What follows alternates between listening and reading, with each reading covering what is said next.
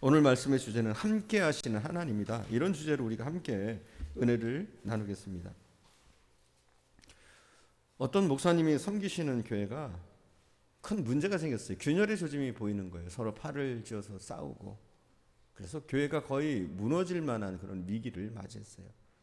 그래서 이 목사님이 다짐한 게 뭐냐면 우리가 함께 기도합시다. 그래서 40일 작정 기도를 하게 됐어요. 교인들이 그래도 기도하자고 하니까 참여하는 사람들이 많았습니다. 40일 작정 기도를 하고 기도를 하는 중간에 갑자기 교회에 불이 난 거예요. 다 망한 거죠. 불이 나자 목사님은 그런 생각을 했어요. 이제 끝이구나. 이제 끝이구나. 40일 작정 기도를 하는 중간에 이런 화재가 났으니 가뜩이나 믿음이 없던 사람들이 더 시험에 들고 기도에 대한 열심도 사라지겠구나. 이제 나는 끝이다. 그런 생각을 했어요. 그런데 참 희한하게도 상상할 수 없는 일이 벌어졌습니다. 수많은 성도들이 자진해가지고 교회에 나와서 헌신적으로 복구공사에 참여를 하는 거예요. 뿐만 아니라 평소에 믿음이 없다고 여기는 분들까지 굉장히 열심을 내서 교회로 나오고 또 말하지 않아도 엄청난 헌금을 하는 거예요. 엄청난 액수의 헌금들을 하는 거예요. 또 그때가 추운 겨울인데 성도들이 낮에는 나와서 복구공사를 하고 저녁에는 꽁꽁 언 손을 가지고 불에 거의 타버린 시커멓게 그을른 교회 예배당 안에서 눈물로 기도를 하는 거예요. 그렇게 하니까 이 교회가 한 달 동안 오히려 화재가 난 이후로 부흥회가 따로 없을 정도로 낮에는 교회를 위해서 헌신하고 저녁에는 눈물을 흘리는 사람들로, 기도하는 사람들로 뜨거워지는 거예요. 그렇게 기도하는 동안에 교회의 모든 문제는 사라졌습니다. 그리고 교회가 믿음 안에 서게 되고 또 교회가 열정이 있는 교회, 뜨거운 교회, 생명이 있는 교회가 되어졌다고 그래요. 하나님은 오히려 고난 중에 함께 하시는 하나님이신 줄 믿습니다. 하나님은 그러신 분이에요. 우리가 고난을 만났을 때 하나님은 오히려 우리와 함께 하십니다. 오늘 본문 6절을 보십시오. 하나님께서 모세에게 말씀하십니다. 우리가 함께 6절을 보겠습니다. 출애굽기 3장 6절입니다. 또 이르시되 나는 내 조상의 하나님이니 아브라함의 하나님, 이삭의 하나님, 야곱의 하나님이라. 모세가 하나님 배웠기를 두려워하여 얼굴을 가리매. 아멘. 오늘 본문 6절에 보니까 하나님이 모세에게 말씀하십니다. 뭐라고 말씀하셔요? 나는 내 조상의 하나님이다. 아브라함의 하나님, 이삭의 하나님, 야곱의 하나님이다. 이렇게 말씀하셔요. 이 말씀의 의미가 뭘까요? 나는 내 조상의 하나님이다. 나는 아브라함의 하나님, 이삭의 하나님, 야곱의 하나님이다. 이렇게 말씀하시는 이유가 뭘까요? 이 말은 이 하나님은 우리의 하나님이 되신다는 거예요. 쭉 따라 내려오면 누구의 하나님이요? 우리의 하나님이 되신다는 말이에요. 또한 이 말은 우리의 믿음의 선배들에게 한 약속을 하나님은 지금도 지키시겠다. 이런 말씀인 줄 믿습니다. 또한 이 말씀은 믿음의 축복은 계승되어진다는 거예요. 우리가 믿음 생활 잘하면 우리로 끝나는 것이 아니라 우리의 아들, 손자의 아들, 자손 대대로 하나님이 이 축복이 계승되도록 하시겠다는 그런 의미가 담겨 있습니다. 그래서 하나님은 모세에게 나타나셔서 나는 아브라함의 하나님, 이삭의 하나님, 야곱의 하나님이다 말씀하시는 줄 믿습니다. 그래서 우리가 믿음 생활 잘하면 우리 자녀들도 잘 될 수밖에 없어요. 우리가 믿음 생활 잘하면 하나님이 우리 자녀를 당연히 지켜주시는 줄 믿습니다. 사랑하는 여러분, 여러분 자녀의 미래에 대해서 너무 많이 걱정하지 마세요. 정말 중요한 건 무엇이냐면 여러분이 만난 그 하나님, 여러분이 신앙생활했던 만났던 그 하나님, 그 하나님을 자녀들에게 잘 전하세요. 그 자녀들이 그 하나님을 만날 수 있도록 그 아이에게 믿음을 심어주기만 하면 어떤 고통도 잘 헤쳐나갈 줄 믿습니다. 어떤 분은 그런 분들이 있어요. 자기가 고생했다고 우리 아이들은 고생 안 시켜야지. 그리고 악착같이 일합니다. 그래서 많은 부모들이 자기 아들을 왕자처럼, 자기 딸을 공주처럼 키우려고 해요. 그래서 모든 걸 다 해주려고 해요. 빨래도 해주고 청소도 해주고 밥 해주는 건 물론이고 뿐만 아니라 숙제도 해주고 또 무슨 뭐 수행평가가 있으면 그것까지 해주고 막 이러면서 아이들을 키워요. 그런데 그렇게 자란 아이들이 오히려 인생의 낙오자가 되는 경우가 많습니다. 우리가 공주처럼 왕자처럼 아이들을 온실에서 키우면 그 아이들이 사회 나가서 공주 대접을 받고 그 아이들이 나가서 왕자의 대접을 받는 것이 아니라 오히려 사회의 낙오자가 되기 딱 쉽습니다. 왜냐하면 세상이 만만치가 않거든요.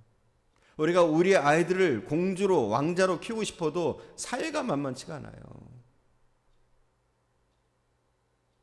그리고 그렇게 오냐오냐 자란 아이들은 효도도 할 줄 몰라요, 사실은. 그렇게 아이들이 자라면 모든 게 자신들이 잘나서 그런 줄 알아요. 오히려 그런 귀한 대접들을 받다가 뭔가 섭섭한 일들을 만나면 괜히 원망하고 불평하고 쉽게 좌절하는 사람이 됩니다. 그렇기 때문에 사랑하는 여러분, 난 아이들을 잘 키워야지, 공주처럼 키워야지, 왕자처럼 키워야지, 이런 생각은 다 접으시기 바랍니다. 할렐루야.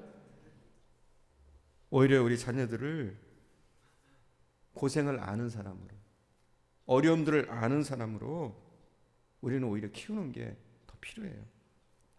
시련을 알고 인생의 시련을 견딜 수 있는 그런 사람으로 키우는 것이 우리 자녀들을 더 멋지게 키우는 것인 줄 믿습니다. 사실 인생이 그래요. 고생을 극복해야 사람이 됩니다. 고생을 극복하고 이겨내야 사람다운 사람이 되고 또 그런 고생을 통해서 우리는 인생에서 열매들을 거두게 되는 거예요. 여러분, 고생 없는 열매는 없어요. 희생이 없고 헌신이 없고 땀 흘림이 없는 열매란 것은 이 땅에 존재하지 않아요. 그리고 그것이 하나님의 법칙이에요.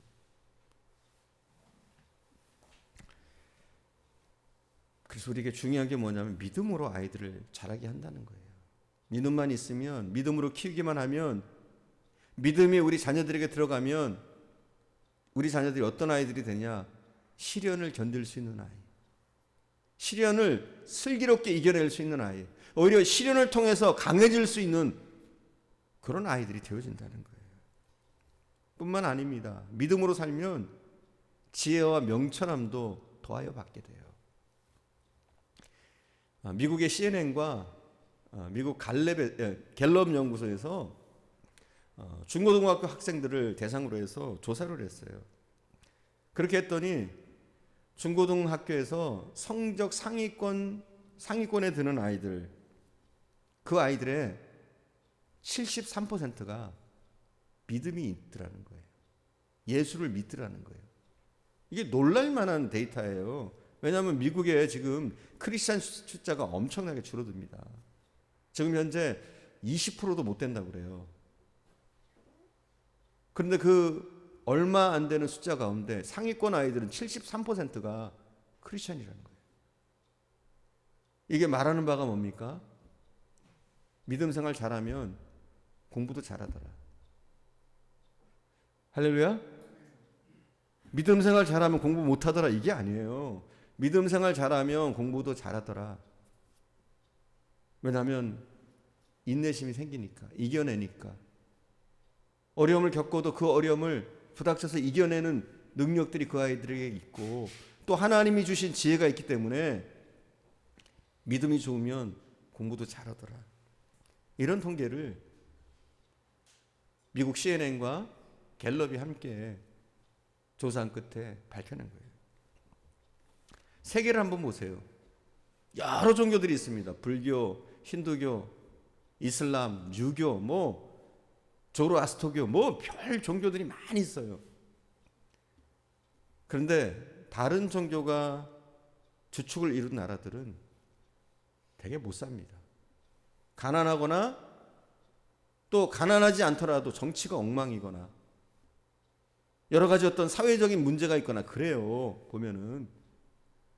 그래도 살만한 나라, 괜찮은 나라, 선진국, 또 괜찮게 세워진 나라들은 대부분 보면 어떤 나라냐면 크리스찬 국가예요. 이게 말하는 바가 뭐냐?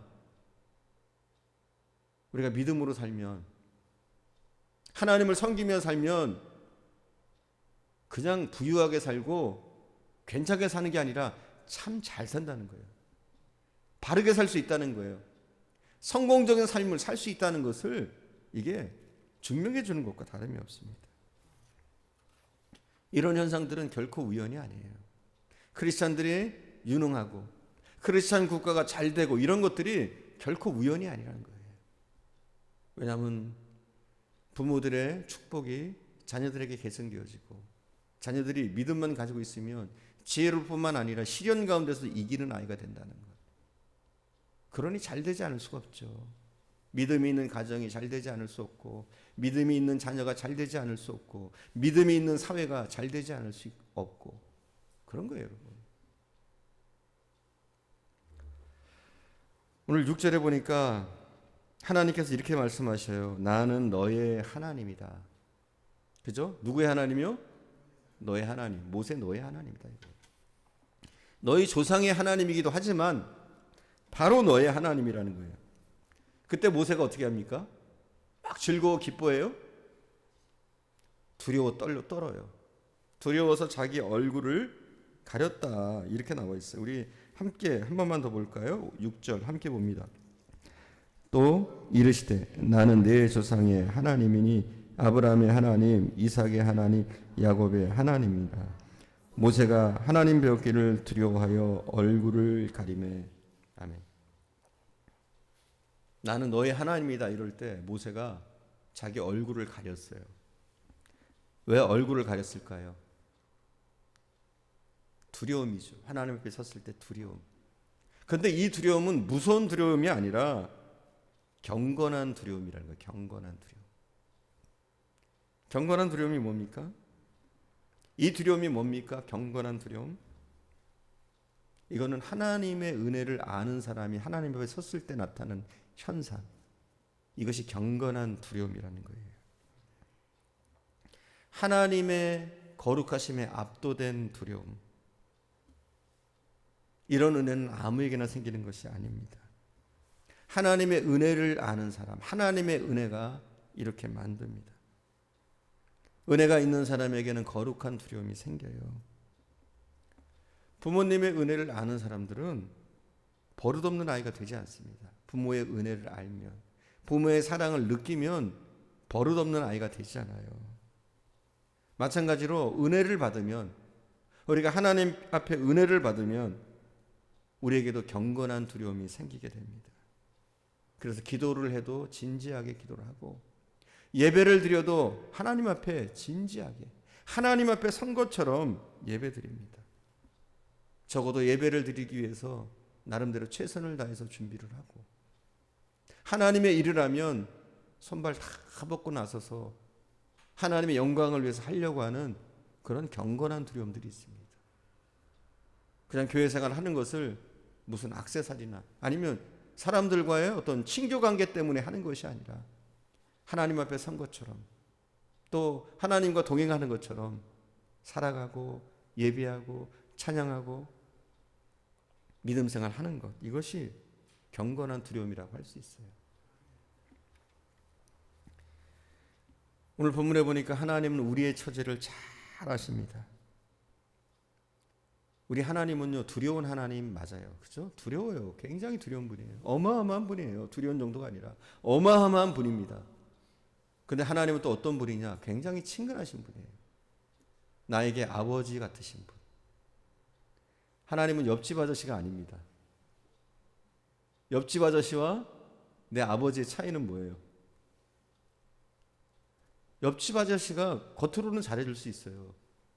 아버지보다 엄마보다 더 좋은 말을 해줄 수 있고. 근데 여러분, 옆집 아저씨한테 밥 달라고 못 하잖아요. 그죠? 옆집 아저씨한테 용돈 달라고 못 하잖아요. 근데 우리 하나님 어떤 분이냐? 우리가 무슨 요구든지 할 수 있어요. 하나님, 나에게 이것이 필요해요. 하나님, 제가 이런 어려움을 겪고 있어요. 하나님, 제가 이런 아픔이 있어요. 우리 하나님은 아버지 같으신 분입니다. 때로는 하나님은 어머니 같으신 분입니다. 많은 신학자들이 하나님의 속성 가운데 어머니 같은 부분들이 더 많다고 그래요. 아버지의 모습보다도 오히려 어머니의 모습이 더 많은 하나님. 어떤 분들은 하나님은 물론 중성이셔요. 그죠? 남성도 여성도 아니에요. 그런데 성경 속에서 자꾸 남성처럼 하는데 그게 아니라는 거죠. 하나님은 성이 없으셔요. 근데 중요한 것은 어머니의 속성, 아버지의 속성을 가지고 계셔요. 또 너무너무 친근하게 우리를 대하시는 하나님이신 줄 믿습니다. 자상하신 하나님. 우리가 7절을 함께 봉독할게요. 7절 함께 봉독합니다. 여호와께서 이르시되 내가 애굽에 있는 내 백성의 고통을 분명히 보고 그들이 그들의 감독자로 말미암아 부르짖음을 듣고 그 근심을 알고. 우리 하나님은 우리의 고통을 보시고 들으셨다. 오늘 본문은 그렇게 얘기합니다. 뿐만 아니라 부르짖음을 들었고 그들의 근심을 안다. 이렇게 얘기합니다. 여러분, 하나님은 한마디로 다 아십니다. 우리의 아픔과 슬픔과 고통, 내가 현재 겪고 있는 일, 내가 고민하고 있는 일, 나의 아픔들, 우리 하나님은 다 아셔요. 할렐루야. 이걸 믿으셔야 돼요. 이게 굉장히 중요한 믿음이에요. 하나님은 다 아신다. 나의 아픔과 슬픔과 고통과 염려와 근심과 나의 모든 것을 다 아신다. 이걸 여러분 분명히 인식하셔야 돼요. 근데 여러분, 저는 잘 몰라요. 여러분을 잘 몰라요. 기도해도 여러분을 다 알지 못해요. 그걸 서로 인정해야 돼요. 나는 여러분을 다 모르고 여러분도 저를 다 몰라요. 그죠? 우리는 이걸 이해해야 돼. 서로. 목사님이 다 아시겠지. 아니에요. 저는 그렇지 않아요. 여러분을 다 알지 못해요. 다 아는 분은 누구예요? 하나님 한 분이에요. 여러분의 자식도 여러분을 몰라요. 여러분의 남편도 아내도 여러분을 모릅니다. 저도 몰라요. 여러분을 다 알지 못해요. 우리가 그 한계를 인정할 때 목회자와 성도가 서로 기도하는, 서로 사랑하는 동역자 관계가 되는 거예요. 오히려 여러분에게도 기도가 필요하지만 저에게도 여러분의 기도가 필요합니다. 저도 다 아는 것이 아니에요. 모든 것을 다 알고 모든 것이 다 가능한 게 아니에요. 오직 하나님만이 가능하십니다. 그러니 때론 여러분이 신앙생활 하다가 저에게 섭섭한 일이 있어도 목사님은 사람이니까 그렇게 생각하시기 바랍니다. 하지만 분명한 것은 무엇이냐면 하나님은 다 아셔요. 여러분의 아픔도 슬픔도 고통도. 여러분, 낙심할 필요 없어요. 염려하고 좌절할 필요 없어요. 왜냐하면 하나님 다 아시고 하나님이 길을 준비하고 계세요. 여러분, 지금 평안하십니까? 감사하시고 그 평안함에 대해서 감사하시고 더욱더 찬양하시고 또 주의 일에 더욱더 충성되게 행하시길 바랍니다. 반대로 이곳에는 힘든 분들도 있을 거예요. 너무 힘들고 고통스러운 분들도. 그럴 때에도 원망하거나 불평하지 마세요. 오히려 그 어려움을 통해서 자신을 돌아보는 계기로 삼으십시오. 오히려 우리의 어려움의 때가 하나님을 만날 절호의 기회입니다. 어떤 분은 그런 말을 했어요. 고난은 하나님을 볼 수 있게 하는 안경이다. 멋있는 말 같아요. 고난이 뭐라고요? 하나님을 볼 수 있게 하는 안경이래요. 제가 안경을 좀 벗어볼까요? 이렇게 하면은 여러분이 잘 안 보여요. 흐릿해요. 형체만 겨우 알아볼 수 있을 정도밖에 안 되거든요. 근데 이 안경을 쓰면 어떠냐면은 잘 보여요. 저 뒤에 계신 분들도 제가 안 보이는 것 같죠? 다 잘 보여요. 왜냐면 안경 끼면. 안경을 벗으면 흐릿해서 아무도 안 보여요. 누가 누군지 못 알아봐요. 그렇지만 안경을 끼면 다 알아봅니다. 여러분 뭐 하고 계신지, 어떤 표정인지 볼 수 있습니다. 그래요, 우리가 고난이 없을 때는 우리가 하나님이 보이는데 희미하게 보이죠. 하나님이 명확하게 안 들어오고 하나님이 날 사랑하시는지 사랑하지 않으시는지, 하나님이 내게 무엇을 원하시는지 잘 안 보여요. 희미해요. 근데 고난을 딱 만나고 나면, 시련과 어려운 가운데 우리가 던져지게 되면 하나님의 모습이 점점 또렷하게 보입니다. 하나님이 나를 얼마나 사랑하시는지, 날 아끼시는지, 얼마나 나와 함께 하시는지 우리는 그 고난들을 통해서 깨닫게 되는 줄 믿습니다. 사랑하는 여러분, 어려운 지경에 있더라도 감사하시기 바랍니다. 힘들어도 고통스러워도 하나님은 우리의 그 아픔들을 다 아셔요. 우리의 슬픔들을 아시고, 우리의 고민들을 아시고, 우리의 문제들을 아시고, 또한 우리의 갈 길들을 아시는 줄 믿습니다. 믿음의 눈을 여십시오. 그리고 하나님을 바라보십시오. 얼마나 애틋한 사랑으로 하나님이 우리를 보고 계신지 여러분 아시기를 바랍니다. 우리 8절을 함께 봉독해 볼까요? 8절 함께 봉독합니다. 8절. 내가 내려가서 그들을 애굽의 손에서 건져내고 그들을 그 땅에서 인도하여 아름답고 광대한 땅, 젖과 꿀이 흐르는 땅, 곧 가나안 족속, 헷 족속, 아모리 족속, 브리스 족속, 히위 족속, 여부스 족속의 땅에 데려하노라. 아멘. 하나님은 이스라엘의 고통을 보고 그냥 지나치지 않으십니다. 그들을 구원하시겠다고 하십니다. 그만큼 이스라엘 백성을 사랑하시는 거예요. 아끼시는 거예요. 그리고 그 아끼시는 그 사랑으로 이 땅에 예수 그리스도를 보내주셨는 줄 믿습니다. 왜 예수님이 이 땅에 오셨습니까? 왜? 그 길밖에는 길이 없으니까. 그렇게 해야지만 우리를 구원할 수 있으니까 주님은 그렇게 이 땅에 오셨습니다. 하나님의 큰 사랑을 가지고 이 땅에 오셨는 줄 믿습니다. 우리의 선행은 구원의 길이 아닙니다. 아무리 선한 일을 한다고 해도 사람 속에는 가식이 있고요.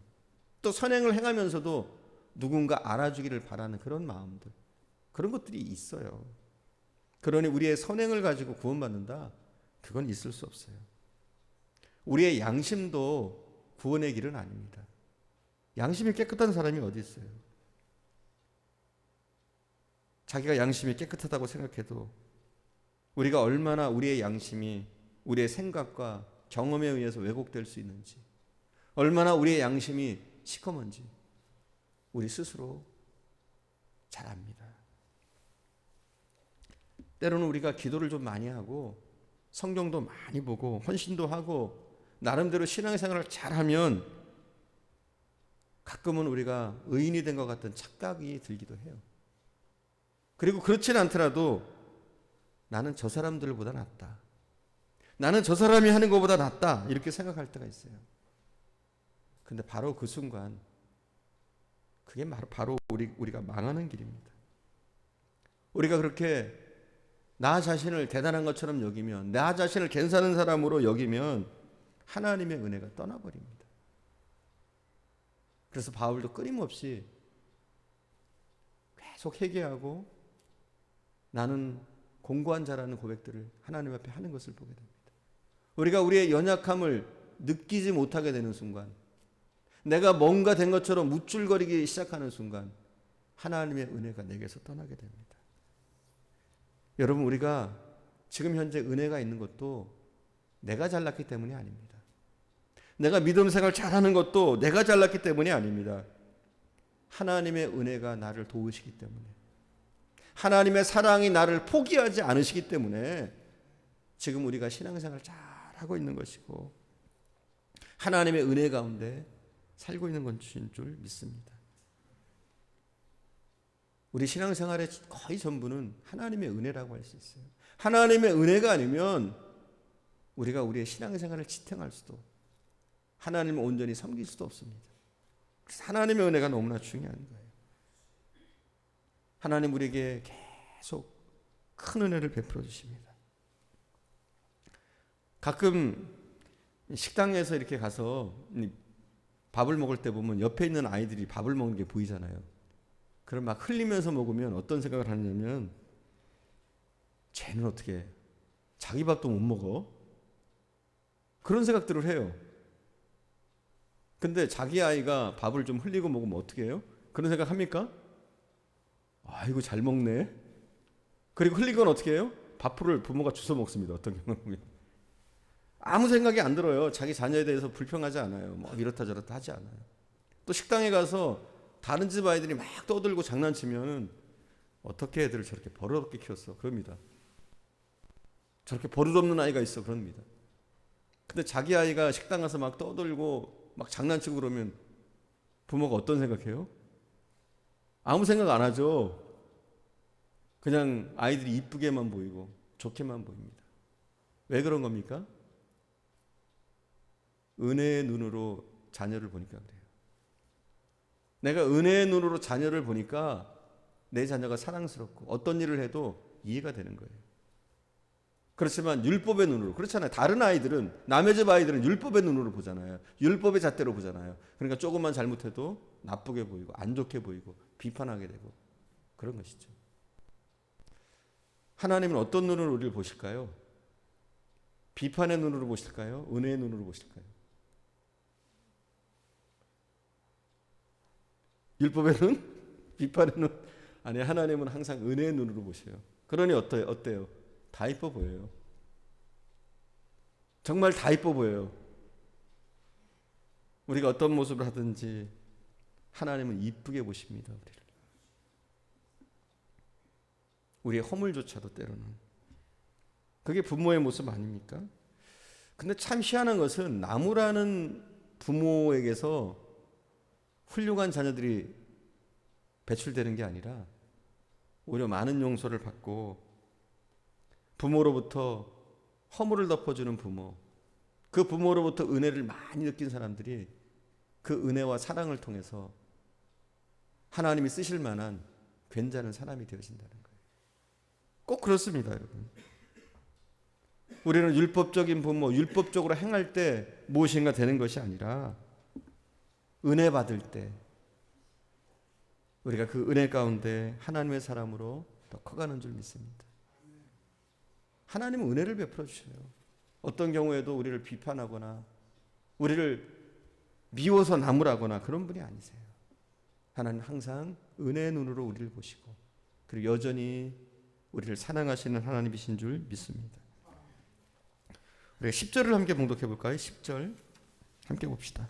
10절 함께 봅니다. 이제 내가 너를 바로에게 보내어 너에게 내 백성 이스라엘 자손을 애굽에서 인도하여 내게 하리라. 아멘. 10절에 보니까 하나님이 모세에게 구원의 사명을 주십니다. 이스라엘 백성들을 구원할 구원의 사명을 맡기셔요. 그때 모세가 하나님께 묻습니다. 어떻게 묻느냐? 우리 11절 볼게요. 11절 함께 봅니다. 11절. 모세가 하나님께 아뢰되 내가 누구에게 바로에게 가며 이스라엘 자손을 애굽에서 인도하여 내리까? 아멘. 모세가 뭐라고 그럽니까? 나는 자격이 없습니다. 이런 거예요. 내가 뭐라고요, 하나님? 내가 얼마나 대단한 사람에게 그 일을 할 수 있습니까? 내가 무엇이기에 그 일을 할 수 있습니까? 모세가 자기의 연약함을 토로합니다. 저는 부족합니다. 연약합니다. 저는 할 수 없습니다. 그때 하나님께서 말씀하십니다. 정녕 내가 너와 함께하리라. 할렐루야. 하나님이 오히려 모세에게 와서 격려해 주십니다. 하나님은 갖추어진 사람만 쓰시는 게 아니에요. 오히려 연약한 사람을 쓰십니다. 할렐루야. 오히려 부족한 사람을 쓰십니다. 오히려 내가 부족하다고, 연약하다고 그런 사람들을 쓰셔요. 하나님은 유능한 사람은 절대 쓰지 않습니다. 내가 유능하다고, 내가 무언가 된다고, 나는 괜찮은 사람이라고 생각하는 사람을 하나님은 쓰시지 않아요. 나는 연약합니다. 부족합니다. 나는 무능합니다. 나는 내가 할 수 있는 것이 별로 없습니다. 이렇게 자기의 허물과 연약함을 고백하는 사람, 하나님은 그런 사람을 쓰시더라고요. 모세를 보세요. 모세 자신이 자기가 잘났다고 여길 때 하나님은 쓰시지 않습니다. 그에게 젊음이 있었고, 그에게 권력이 있었고, 그에게 힘이 있었고, 그에게 지혜가 있다고 느낀 그때에 하나님은 모세를 쓰시지 않으셨어요. 그리고 지금 모세를 쓰십니다. 나는 할 수 없습니다. 나는 무능합니다. 나는 늙었고, 나는 힘도 없고, 나는 이제 지혜도 다 사라졌습니다. 그런 상태가 되었을 때 하나님은 모세를 쓰시는 것을 오늘 본문을 통해서 보게 됩니다. 그렇지만 우리가 무능해도요, 하나님이 함께 하시면 누구보다 유능한 존재가 되어집니다. 세상이 감당치 못할 사람이 되어질 수 있는 줄 믿습니다. 그러니까 여러분이 없다고 너무 움츠려들지 마세요. 여러분 없다고 고개 숙이는 인생이 되지 마세요. 하나님이 분명 우리를 위해서 준비하신 것들이 있습니다. 나를 위해서 위대한 일들을 하나님이 준비해 놓으신 줄 믿습니다. 하나님 앞에는 그 누구도 초라한 인생이 없어요. 여러분 스스로 나는 초라해, 나는 부족해 이렇게 느끼지만 하나님께는 그게 아니에요. 결코 여러분의 인생이 초라하거나 결코 여러분의 인생이 손가락질 받거나 그런 일은 없어요. 하나님 여러분 한 사람 한 사람을 귀중하게 계시고 여러분의 인생을 아름답게 보시는 줄 믿습니다. 하나님이 세상을 변화시키는데 참 희한한 것은 바로를 쓰지 않아요. 그 당시에 절대 권력을 가지고 있던 세계적인 지배를 하고 있던 애굽 왕 바로를 쓰지 않습니다. 바로를 써서 일하면 우리는 잘 될 거라고 생각하잖아요. 그런데 누구를 쓰느냐? 목동 모세를 씁니다. 목동이 된 모세를 쓴단 말이에요. 이게 하나님의 역사십니다. 그러므로 우리는 우리의 눈으로 우리를 봐서는 안 돼요. 우리 크리스찬들은 그래요. 나의 눈으로 나를 보면은 실망하잖아요. 그죠? 또 다른 사람들이 보는 눈으로 나를 봐서는 안 돼요. 사람들이 나를 이렇게 생각해. 이걸로 봐서도 안 돼요. 우리는 어떤 눈으로 나를 봐야 되느냐? 하나님이 보는 눈으로 나를 볼 수 있어야 돼요. 하나님 나를 어여쁘게 보신다. 하나님 내게 은혜를 베풀어 주신다. 하나님 나를 귀한 존재로 보신다. 항상 이 시각을 잊지 말아야 돼요. 하나님 나의 아픔을 보시고 나의 슬픔을 보시고 나의 고통을 아시고 나의 약점을 아시고 나의 허물을 아시고 나의 모든 것을 아신다. 항상 하나님의 관점으로 우리를 보는 노력을 해야 돼요. 그럴 때 어떻습니까? 우리가 새로워집니다. 우리가 쓰임받게 됩니다. 우리의 인생에 결코 우연은 없어요. 다 필연이에요. 우리가 하나님 앞에 붙잡힌 순간부터 우리의 삶은 우연이 없어요. 우리는 때로는 우연이라고 그래요. 내가 실패한 것도 우연이고 내가 성공한 것도 우연이고 나에게 아픔이 있는 것도 우연이고 나에게 좋은 일이 있는 것도 우연이라고 생각해요. 근데 그런 건 없어요. 우리의 삶에 우연은 없습니다. 다 뭐예요? 필연이에요. 하나님이 이렇게 하셨어요. 그리고 분명한 것이 있어요. 하나님에게는 우리를 향한 선하신 계획이 있는 줄 믿습니다. 나쁜 계획이 아니라 하나님의 선하신 계획이 우리 한 사람 한 사람에게 있는 줄 믿습니다. 여러분 어떤 일을 만나더라도 낙심하지 말고 준비하시면서 때를 기다리십시오. 어려움이 크면 뒤에 오는 축복도 크다는 사실을 믿으십시오. 분명 우리에게 있는 모든 일들은 하나님이 허락하셨고 하나님이 이끄셨기 때문에 저는 그런 말씀 드리고 싶어요. 하나님은 우리를 최선의 길로 인도하신다. 가장 좋은 길, 그 길로 우리를 인도하신다. 이걸 믿으시면 돼요.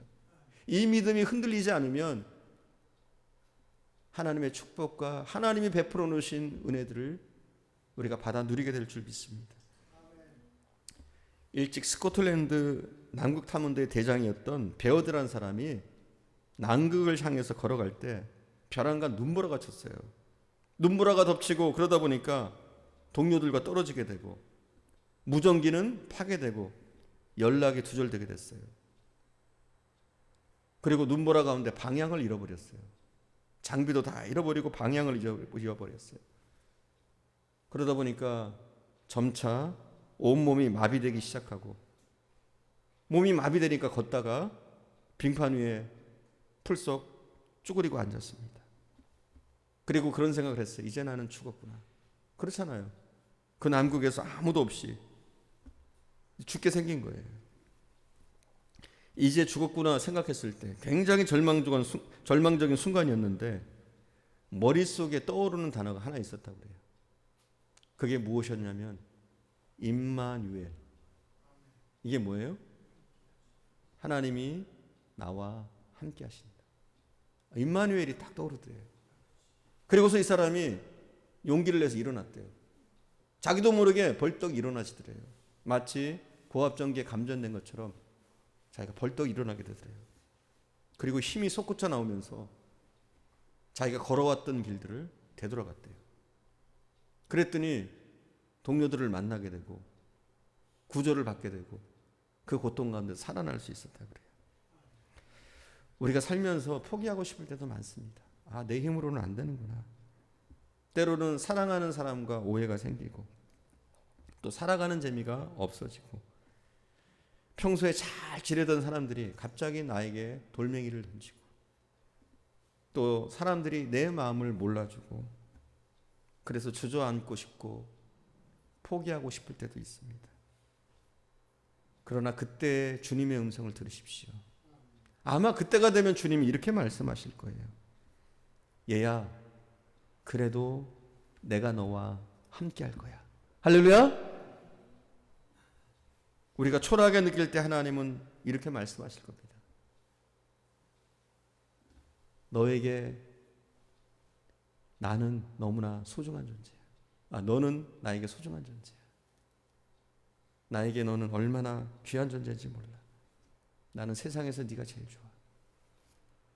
할렐루야. 이런 음성이 들리게 될 줄 믿습니다. 사실 하나님은 그래요.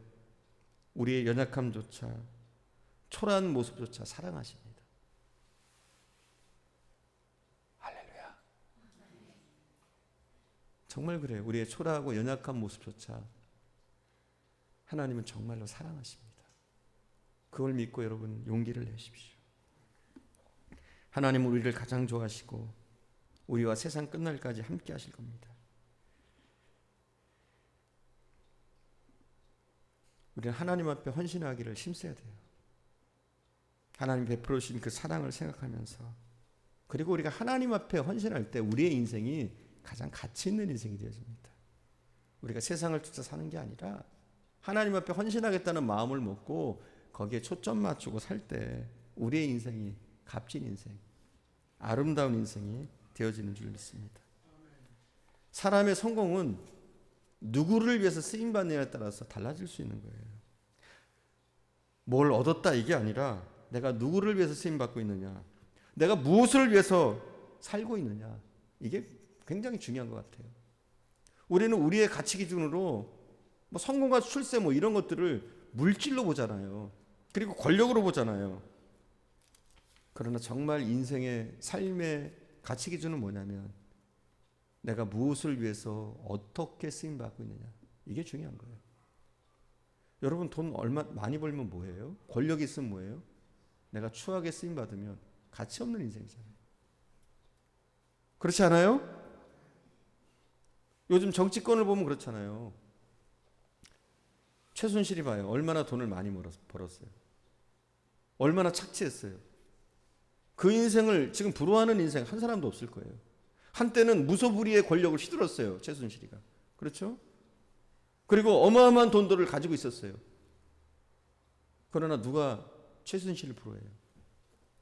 박근혜 대통령은 어때요?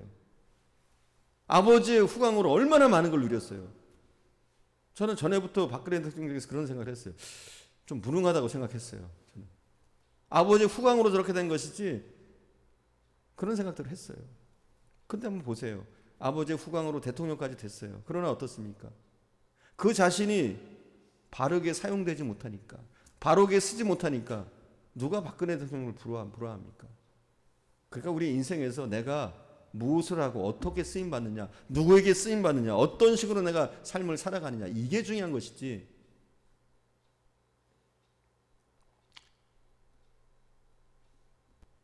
이게 중요한 것이지. 사실 돈 좀 벌었다, 뭐 이런 건 중요한 것이 아닌 것 같아요. 정말 성공한 사람은 하나님 앞에 쓰임 받는 사람인 줄 믿습니다. 정말 행복한 사람은 하나님의 비전에 내가 동참하고 있는 사람, 그 사람의 인생이 정말 행복한 인생인 줄 믿습니다. 그리고 우리가 하나님 앞에 헌신하기 시작하면 하나님이 나를 써주시고 우리의 인생을 축복된 인생, 아름다운 인생으로 만들어 주실 줄 믿습니다. 이솝우화의 박쥐 이야기가 있어요. 박쥐 이야기. 어느 날 새와 짐승이 전쟁을 벌입니다. 아마 여러분이 아는 얘기일 거예요. 새와 짐승이 전쟁을 벌여요. 근데 이 박쥐라는 놈은 새가 좀 이기고 있으면은 날개를 퍼득거리면서 나는 새야 그럽니다. 그리고 새 쪽에 서는 거예요. 조금 있다가 짐승이 또 이기면은 날개를 딱 접습니다. 그리고 나는 짐승이야 이러고 막 짐승 편에 서는 거예요. 이렇게 새 편에 섰다가 짐승 편에 섰다가 이러다 보니까 나중에는 어떠냐면 양쪽 다 받아주지 않아요. 새한테 가도 새 취급을 안 하고 짐승한테 가도 짐승 취급을 못 받습니다. 그러니까 박쥐가 어떻게 되느냐, 동굴로 홀로 가서 살게 되었대요. 그때부터 동굴로 홀로 가서 살게 되었다는 이솝우화 이야기가 있습니다. 이솝우화가 있습니다. 우리가 어느 쪽에 헌신하느냐 분명하게 정해야 돼요. 이것도 저것도 아니고 박쥐 같은 인생을 살면 하나님이 여러분을 축복하실 수가 없어요. 하나님의 자녀가 되었으면 하나님께 헌신하겠다고 다짐하고 그곳에 서야 될 줄 믿습니다. 세상에 한 발 디디고 하나님 앞에 한 발 디디고, 아니 간혹은 사단에게 쓰임 받았다가 하나님의 사람이 됐다가 이렇게 되다 보면 버림받습니다. 우리 사단에게 버림받으면 참 좋죠. 하지만 하나님 앞에 버림받게 되면 성경에 나온 대로 슬피 울며 이를 갈미 있으리라.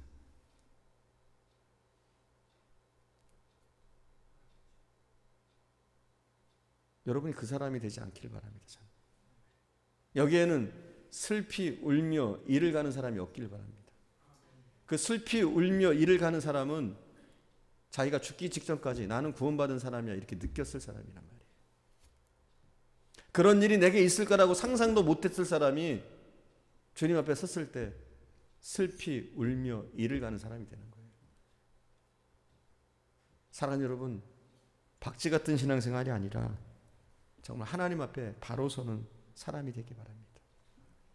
우리가 인생에서 성공했다 실패했다는 무엇으로 갈라지냐, 내가 뭘 가졌다 이게 아니라 내가 하나님 앞에 얼마나 하나님을 의지하고 사느냐, 이것인 줄 믿습니다. 거지 나사로라는 사람이 나와요. 잘 알죠 여러분. 복음서에 보면 거지 나사로가 나오는데 나사로의 이름의 뜻은 뭐냐면 하나님께 기대고 사는 자예요. 이름의 뜻이 뭐라고요? 하나님께 기대고 사는 자. 거지 나사로는 어때요? 참 힘겹게 살았습니다. 이 땅에서 불행한 삶을 살았어요. 그러나 그가 어떻게 살았어요? 하나님께 기대고 살았어요. 그랬더니 결국은 어떻게 됩니까? 부자는 지옥불로 들어갔지만 거지 나사로는 아브라함과 함께 천국의 삶을 누린 것을 우리는 봅니다.